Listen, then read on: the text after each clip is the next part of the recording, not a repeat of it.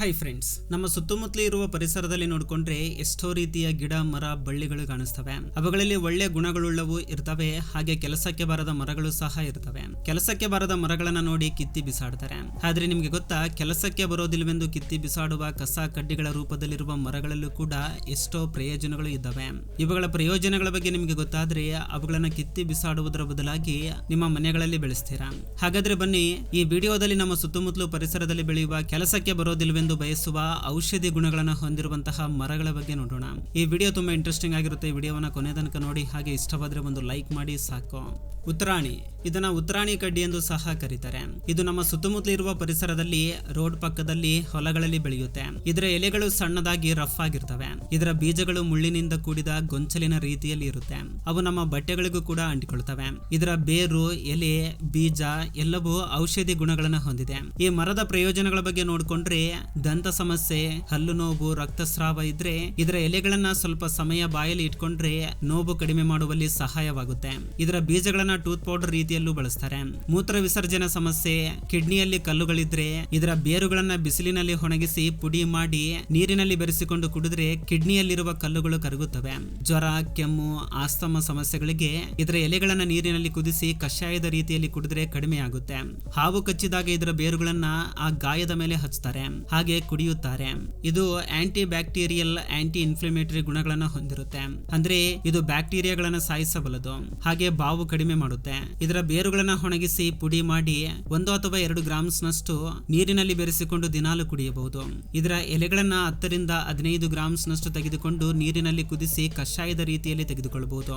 ಆದ್ರೆ ಇದನ್ನ ಹೆಚ್ಚಿನ ಪ್ರಮಾಣದಲ್ಲಿ ತೆಗೆದುಕೊಂಡ್ರೆ ಹೊಟ್ಟೆ ನೋವಿನ ಸಮಸ್ಯೆಗಳು ಬರ್ತವೆ. ಎಕ್ಕ, ಇದನ್ನ ಎಕ್ಕ ಅಥವಾ ಅರ್ಕ ಎಂದು ಕರೀತಾರೆ. ಇದು ಮರುಭೂಮಿಯಲ್ಲಿ ಹೆಚ್ಚಾಗಿ ಬೆಳೆಯುತ್ತೆ. ಇದರ ಎಲೆಗಳು ದೊಡ್ಡದಾಗಿ ದಪ್ಪದಾಗಿ ಇರ್ತವೆ. ಇದರ ಎಲೆಗಳನ್ನ ಮುರಿದರೆ ಬಿಳಿ ಹಾಲಿನಂತಹ ಪದಾರ್ಥ ಬರುತ್ತೆ. ಇದರ ಪ್ರಯೋಜನಗಳ ಬಗ್ಗೆ ನೋಡಿಕೊಂಡ್ರೆ, ಚರ್ಮ ರೋಗ, ಎಕ್ಸಿಮಾ, ಗಜ್ಜಿಯಂತಹ ಚರ್ಮ ರೋಗಗಳು ಇದ್ರೆ ಇದರ ಎಲೆಗಳನ್ನ ಬಿಸಿ ಮಾಡಿ ಆ ಭಾಗದಲ್ಲಿ ಕಟ್ಟಲಾಗುತ್ತೆ. ಕೀಲು ನೋವು ಇದ್ರೂ ಕೂಡ ಇದರ ಎಲೆಗಳನ್ನ ಬಿಸಿ ಮಾಡಿ ಬಳಸಲಾಗುತ್ತೆ. ಆಸ್ತಮ ಮತ್ತು ದೀರ್ಘಕಾಲಿಕ ಕೆಮ್ಮು ಇದ್ರೂ ಕೂಡ ಇದರ ಎಲೆಗಳ ರಸವನ್ನ 1 ಅಥವಾ 2 ಹನಿಯಷ್ಟು ಜೇನುತುಪ್ಪದಲ್ಲಿ ಬೆರೆಸಿ ತೆಗೆದುಕೊಳ್ಳುತ್ತಾರೆ. ನರ್ಲಿಗಳಿದ್ರೂ ಕೂಡ ಇದರ ಎಲೆಯನ್ನ ರಸವಾಗಿ ಹಚ್ತಾರೆ. ಇದರಲ್ಲಿ ಕಾರ್ಡಿಯಾಕ್ ಗ್ಲೈಕೋಸೈಡ್ಸ್ ಇರ್ತವೆ. ಇವು ಹೃದಯ ಸಂಬಂಧಿತ ಚಿಕಿತ್ಸೆಯಲ್ಲಿ ಉಪಯೋಗವಾಗುತ್ತವೆ. ಇದರ ಎಲೆಗಳನ್ನ ಬಿಸಿ ನೀರಿನಲ್ಲಿ ಕುದಿಸಿ ಕಷಾಯದ ರೂಪದಲ್ಲಿ 1 ಟೀ ಸ್ಪೂನ್ ನಷ್ಟು ತೆಗೆದುಕೊಳ್ಳಬಹುದು, ಅಥವಾ ಇದರ ರಸವನ್ನ ಬಾಹ್ಯವಾಗಿ ಹಚ್ಚಬಹುದು. ಆದ್ರೆ ಹಾಲಿನಂತಿರುವ ಇದರ ರಸ ವಿಷಪೂರಿತವಾದದ್ದು. ಅದು ಕಣ್ಣಿನಲ್ಲಿ ಬಿದ್ರೆ ತುಂಬಾ ಅಪಾಯಕಾರಿ. ಆದ್ದರಿಂದ ಇದನ್ನ ತುಂಬಾ ಜಾಗ್ರತೆಯಿಂದ ಬಳಸಬೇಕು. ವೈದ್ಯರ ಸಲಹೆ ಇಲ್ಲದೆ ವೈಯಕ್ತಿಕವಾಗಿ ತೆಗೆದುಕೊಳ್ಳಬಾರದು. ಕಾಡು ಬಸಳೆ, ಇದನ್ನ ಕಾಡು ಬಸಳೆ ಅಥವಾ ಕಟಕಟಕ ಎಂದು ಕರೀತಾರೆ. ಇದರ ಉಪಯೋಗಗಳ ಬಗ್ಗೆ ನೋಡಿಕೊಂಡ್ರೆ, ಗಾಯಕ್ಕೆ, ಸುಟ್ಟ ಗಾಯಗಳಿಗೆ, ಚರ್ಮ ಸಮಸ್ಯೆಗಳು ಇದ್ರೆ ಇದರ ರಸವನ್ನ ಹಚ್ತಾರೆ. ತಲೆನೋವು, ಜ್ವರ ಇದ್ರೆ ಇದರ ಎಲೆಗಳನ್ನ ಬಿಸಿ ಮಾಡಿ ಹಣೆಯ ಮೇಲೆ ಕಟ್ತಾರೆ. ಮೂತ್ರ ಸಮಸ್ಯೆ ಮತ್ತು ಹೊಟ್ಟೆ ನೋವು ಇದ್ರೂ ಕೂಡ ಇದರ ಎಲೆಗಳ ಕಷಾಯವನ್ನ ಕುಡಿಯುತ್ತಾರೆ. ಇದರಲ್ಲಿ ಆಂಟಿ ಇನ್ಫ್ಲಮೇಟರಿ ಮತ್ತು ಆಂಟಿ ಆಕ್ಸಿಡೆಂಟ್ಸ್ ಗುಣಗಳು ಇರ್ತವೆ. ಇದರ ಎಲೆಗಳ ರಸವನ್ನ 1 ಅಥವಾ 2 ಟೀ ಸ್ಪೂನ್ ಅಷ್ಟು ತೆಗೆದುಕೊಳ್ಳಬಹುದು, ಅಥವಾ 10 ರಿಂದ 15 ಗ್ರಾಮ್ಸ್ ನಷ್ಟು ಎಲೆಗಳನ್ನ ನೀರಿನಲ್ಲಿ ಕುದಿಸಿ ಕಷಾಯದ ರೀತಿಯಲ್ಲಿ ತೆಗೆದುಕೊಳ್ಳಬಹುದು. ಆದ್ರೆ ಇದನ್ನ ಹೆಚ್ಚಿನ ಪ್ರಮಾಣದಲ್ಲಿ ತೆಗೆದುಕೊಂಡ್ರೆ ಹೊಟ್ಟೆ ನೋವು, ಹೊಟ್ಟೆ ಹುಬ್ಬರ ಹೆಚ್ಚಾಗುತ್ತೆ. ಅಶ್ವಗಂಧ, ಅಶ್ವಗಂಧ ಅಥವಾ ಹಿರೇಮದ್ದು ಎಂದು ಕರೀತಾರೆ. ಇದು ಒಂದು ಸಣ್ಣ ಪೊದೆಯಂತಿರುವ ಗಿಡ. ಇದರ ಬೇರು ತುಂಬಾ ಸ್ಟ್ರಾಂಗ್ ಆಗಿರುತ್ತೆ. ಇದು ಸ್ಟ್ರೆಸ್ ಮತ್ತು ಆಂಗ್ಸೈಟಿ ಕಡಿಮೆ ಮಾಡಲು ತುಂಬಾ ಚೆನ್ನಾಗಿ ಕೆಲಸ ಮಾಡುತ್ತೆ. ನಮ್ಮ ಶರೀರದಲ್ಲಿ ರೋಗ ನಿರೋಧಕ ಶಕ್ತಿಯನ್ನ ಹೆಚ್ಚಿಸುತ್ತೆ. ನಿದ್ರಾಹೀನತೆ ಸಮಸ್ಯೆ ಇದ್ರೆ ಹಾಲಿನಲ್ಲಿ ಇದರ ಬೇರಿನ ಪುಡಿಯನ್ನ ಬೆರೆಸಿ ಕುಡಿದ್ರೆ ಒಳ್ಳೆ ನಿದ್ರೆ ಬರುತ್ತೆ. ಪುರುಷರಲ್ಲಿ ಟೆಸ್ಟೋಸ್ಟಿರೋನ್ಸ್ ಪ್ರಮಾಣವನ್ನ ಹೆಚ್ಚಿಸುತ್ತೆ ಎಂದು ಸಂಶೋಧನೆಯಲ್ಲಿ ತಿಳಿದು ಬಂದಿದೆ. ಇದರ ಬೇರಿನಿಂದ ತಯಾರಿಸಿದ ಪುಡಿಯನ್ನ 1 ಅಥವಾ 2 ಗ್ರಾಮ್ಸ್ ನಷ್ಟು ಹಾಲಿನಲ್ಲಿ ಅಥವಾ ನೀರಿನಲ್ಲಿ ಬೆರೆಸಿ ತೆಗೆದುಕೊಳ್ಳಬಹುದು. ಗರ್ಭಿಣಿಯರು ಮತ್ತು ಅಧಿಕ ರಕ್ತದೊತ್ತಡ ಇರುವವರು ಇದನ್ನು ತೆಗೆದುಕೊಳ್ಳಬಾರದು. ಶತಾವರಿ, ಇದರ ಬೇರುಗಳು ಸ್ತ್ರೀಯರಲ್ಲಿರುವ ಹಾರ್ಮೋನ್ಸ್ ನ ಸಮತೋಲನದಲ್ಲಿ ಇಡಲು ಸಹಾಯ ಮಾಡುತ್ತೆ. ಗರ್ಭಧಾರಣ ಸಮಯದಲ್ಲಿ ಬಲವನ್ನ ನೀಡುತ್ತೆ. ಜೀರ್ಣಕ್ರಿಯೆಯನ್ನ, ರೋಗ ನಿರೋಧಕ ಶಕ್ತಿಯನ್ನ ಹೆಚ್ಚಿಸುತ್ತೆ. ಇದರಲ್ಲಿ ಆಂಟಿ ಆಕ್ಸಿಡೆಂಟ್ಸ್ ಗುಣಗಳು ಹೆಚ್ಚಾಗಿರ್ತವೆ. ಇದರ ಬೇರಿನ ಪುಡಿಯನ್ನ 1 ಟೀ ಸ್ಪೂನ್ ನಷ್ಟು ಹಾಲಿನಲ್ಲಿ ಬೆರೆಸಿಕೊಂಡು ಕುಡಿಬಹುದು.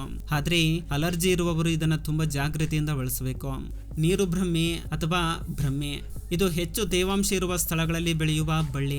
ಇದರ ಎಲೆಗಳು ತುಂಬಾ ಸಣ್ಣದಾಗಿ ರೌಂಡ್ ಶೇಪ್ ನಲ್ಲಿ ಇರ್ತವೆ. ಈ ಬಳ್ಳಿ ಮನುಷ್ಯನ ಜ್ಞಾಪಕ ಶಕ್ತಿಯನ್ನ ಮತ್ತು ಏಕಾಗ್ರತೆಯನ್ನ ಹೆಚ್ಚಿಸುತ್ತೆ. ಇದು ಆಂಗ್ಸೈಟಿನ ಕಡಿಮೆ ಮಾಡುತ್ತೆ. ಇದು ನಮ್ಮ ಆರೋಗ್ಯಕ್ಕೂ ಕೂಡ ತುಂಬಾ ಒಳ್ಳೆಯದು.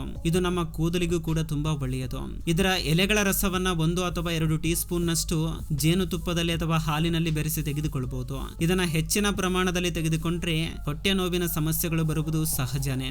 ಅಂಟುಗುಗ್ಗುಳ ಅಥವಾ ಗುಗ್ಗುಲು ಇದು ಮರುಭೂಮಿಯಲ್ಲಿ ಬೆಳೆಯುವ ಮರ. ಇದು ಕೊಲೆಸ್ಟ್ರಾಲ್, ಕೀಲು ನೋವಿನ ಸಮಸ್ಯೆಗಳಿಗೆ ತುಂಬಾ ಚೆನ್ನಾಗಿ ಕೆಲಸ ಮಾಡುತ್ತೆ. ಈ ಮರದಲ್ಲಿ ಸಿಗುವ ಈ ರೆಸೈನ್ ನ ಕಲೆಕ್ಟ್ ಮಾಡಿ ಪುಡಿ ಮಾಡಿ ಟ್ಯಾಬ್ಲೆಟ್ ರೂಪದಲ್ಲಿ ತೆಗೆದುಕೊಳ್ಳಬಹುದು. ಆದ್ರೆ ಇದನ್ನ ಗರ್ಭಿಣಿಯರು ಬಳಸಬಾರದು. ಪುನರ್ನವ ಇದು ನೆಲದಲ್ಲಿ ಹರಡುವ ಬಳ್ಳಿ. ಇದಕ್ಕೆ ಕೆಂಪು ಹೂಗಳು ಇರ್ತವೆ. ಕಿಡ್ನಿ ಸಮಸ್ಯೆ, ರಕ್ತ ಶುದ್ಧಿ ಮಾಡ್ಲಿಕ್ಕೆ ಉಪಯೋಗವಾಗುತ್ತೆ. ಇದರಲ್ಲಿ ಡ್ಯೂರಾಟಿಕ್ ಗುಣಗಳನ್ನ ಹೊಂದಿರುತ್ತೆ. ಅಂದ್ರೆ ಮೂತ್ರವನ್ನ ಹೆಚ್ಚಾಗಿ ಉತ್ಪತ್ತಿ ಮಾಡುತ್ತೆ. ಇದರ ಬೇರು ಅಥವಾ ಎಲೆಗಳ ಕಷಾಯವನ್ನ 1 ಟೀ ಸ್ಪೂನ್ ನಷ್ಟು ತೆಗೆದುಕೊಳ್ಳಬಹುದು. ಇದನ್ನ ಹೆಚ್ಚಿನ ಪ್ರಮಾಣದಲ್ಲಿ ತೆಗೆದುಕೊಂಡ್ರೆ ರಕ್ತದೊತ್ತಡ ಕಡಿಮೆಯಾಗುವ ಸಾಧ್ಯತೆ ಇದೆ. ದೊಡ್ಡ ಪತ್ರೆ ಅಥವಾ ಕರ್ಪೂರವಲ್ಲಿ ಇದು ತುಂಬಾ ಸುಗಂಧದಿಂದ ಕೂಡಿರುವ ಮರ. ಇದನ್ನ ಮನೆಗಳಲ್ಲಿ ಸುಲಭವಾಗಿ ಬೆಳೆಸಬಹುದು. ನೆಗಡಿ, ಕೆಮ್ಮು, ಶ್ವಾಸ ಸಮಸ್ಯೆಗಳಿಗೆ ಇದರ ಎಲೆಗಳು ತುಂಬಾ ಚೆನ್ನಾಗಿ ಕೆಲಸ ಮಾಡ್ತವೆ. ಇದರಲ್ಲಿ ಆಂಟಿ ಮೈಕ್ರೋಬಿಯಲ್ ಗುಣಗಳು ಇರ್ತವೆ. ಸೂಕ್ಷ್ಮ ಜೀವಿಗಳನ್ನ ಸಾಯಿಸಬಲ್ಲದು. ಇದರ ಎಲೆಗಳ ರಸವನ್ನ 1 ಅಥವಾ 2 ಟೀ ಸ್ಪೂನ್ ನಷ್ಟು ಜೇನುತುಪ್ಪದಲ್ಲಿ ಬೆರೆಸಿ ತೆಗೆದುಕೊಳ್ಳಬಹುದು. ಸಾಧಾರಣವಾಗಿ ಇದು ಸುರಕ್ಷಿತವೇ, ಆದ್ರೆ ಇದನ್ನ ಅಲರ್ಜಿ ಇರುವವರು ತುಂಬಾ ಜಾಗೃತಿಯಿಂದ ಬಳಸಬೇಕು. ರಾಹು ಬೀಜ ತಪಸಿ ಮರ 15 ರಿಂದ 20 ಮೀಟರ್ ಎತ್ತರ ಬೆಳೆಯುವ ಅತ್ಯಂತ ದೊಡ್ಡ ಮರ. ಇದರ ಬೇರು ಮತ್ತು ಎಲೆಗಳು ಔಷಧಿಯ ರೀತಿಯಲ್ಲಿ ಬಳಸಲಾಗುತ್ತೆ. ಚರ್ಮ ವ್ಯಾಧಿ, ಗಾಯಗಳನ್ನು ವಾಸಿಪಡಿಸಲು ಇದು ಉಪಯೋಗವಾಗುತ್ತೆ. ಇದರಲ್ಲಿ ಆಂಟಿ ಇನ್ಫ್ಲಮೇಟರಿ ಗುಣಗಳನ್ನು ಹೊಂದಿರುತ್ತದೆ. ಇದರ ಬೇರು ಅಥವಾ ಎಲೆಗಳಿಂದ ಮಾಡಿರುವ ಕಷಾಯವನ್ನ 1 ಅಥವಾ 2 ಟೀ ಸ್ಪೂನ್ ನಷ್ಟು ತೆಗೆದುಕೊಳ್ಳಬಹುದು. ಇದನ್ನ ಹೆಚ್ಚಾಗಿ ಬಳಸಿದ್ರೆ ಚರ್ಮ ಸಮಸ್ಯೆಗಳು ಬರುವ ಅವಕಾಶವೂ ಸಹ ಇರುತ್ತೆ. ಈ ಔಷಧೀಯ ಮರಗಳು ಆಯುರ್ವೇದದಲ್ಲಿ ಬಹು ಮುಖ್ಯವಾದವು. ವೈದ್ಯರ ಸಲಹೆ ಅಥವಾ ಆಯುರ್ವೇದ ವೈದ್ಯರ ಸಲಹೆಯನ್ನು ತಪ್ಪದೇ ತೆಗೆದುಕೊಳ್ಳಬೇಕು. ಹಾಗೆ ನಿಮ್ಮ ಮನಸ್ಸಿಗೆ ತಕ್ಕಂತೆ ಬಳಸಬೇಡಿ. ಇದನ್ನ ಬಳಸುವುದಕ್ಕೂ ಮುಂಚೆ ಆಯುರ್ವೇದ ವೈದ್ಯರನ್ನ ತಪ್ಪದೇ ಸಂಪರ್ಕಿಸಬೇಕು. ಇದು ಫ್ರೆಂಡ್ಸ್ ಈ ದಿನದ ವಿಡಿಯೋ. ಫ್ರೆಂಡ್ಸ್, ಈ ವಿಡಿಯೋದಿಂದ ಅಟ್ಲೀಸ್ಟ್ 1% ನಾಲೆಜ್ ಆದರೂ ಸಿಕ್ಕಿದ್ರೆ ಈ ವಿಡಿಯೋಗೆ ಒಂದು ಲೈಕ್ ಮಾಡಿ, ಹಾಗೆ ನಿಮ್ಮ ಫ್ರೆಂಡ್ಸ್ಗೂ ಕೂಡ ಶೇರ್ ಮಾಡಿ. ಹಾಗೆ ನಮ್ಮ ಚಾನಲ್ಗೆ ಸಬ್ಸ್ಕ್ರೈಬ್ ಮಾಡಿಕೊಂಡು ಸಪೋರ್ಟ್ ಮಾಡಿ. ಕೊನೆ ತನಕ ನೋಡಿದ್ದಕ್ಕೆ ಥ್ಯಾಂಕ್ಸ್ ಫಾರ್ ವಾಚಿಂಗ್.